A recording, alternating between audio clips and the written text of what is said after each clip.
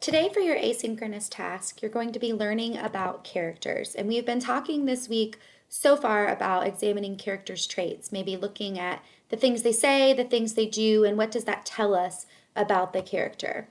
Your standard for today says describe in depth a character, setting, or event in a story or drama, drawing on specific details in the text, like the character's thoughts, their words, or their actions.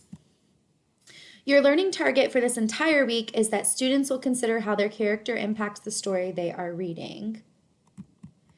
So for your asynchronous task today, you have a reading choice board, and each little box is labeled with a letter. That's just so you can decide which three you're going to choose. Now, you don't have to do this in a tic-tac-toe style, but you're welcome to if that's fun for you. You're going to see in my example that I just chose three activities that seemed exciting to me. But all of these are based on either how you can connect to characters in your book or how the character impacts the story that they are in.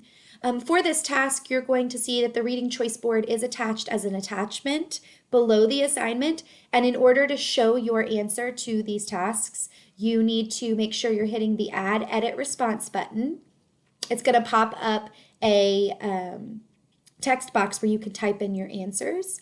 Your task is to actually choose three activities on the choice board to complete with the book you're currently reading. So if you have a book at home that you purchased for class, or if you have books at home that you enjoy reading, you can use any of those. You can also choose an ebook from Cobb Digital Library if you would like to do that, but it needs to be a book that you either have in your hands or have on your device.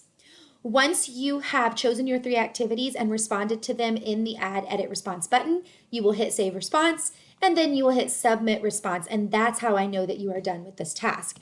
If you only hit Submit Response and there is not anything in the Add Edit Response box, then you will receive a 0 for this task because I will not have any proof of your work. As an example, just so you can see an appropriate response, pretend I'm a student. I clicked Add Edit Response in this assignment, and a text box popped up. This is what I wrote in the text box. So you can see I put the book I'm reading is Tiger Rising. The activities I chose were Activity A, Activity F, and Activity I. Those were just the tasks that seemed interesting to me.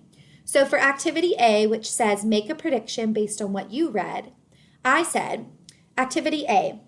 This week, I read that Rob has just moved from Kentucky to Florida. He is a new kid, and he's also facing the hard truth that his mother is dead.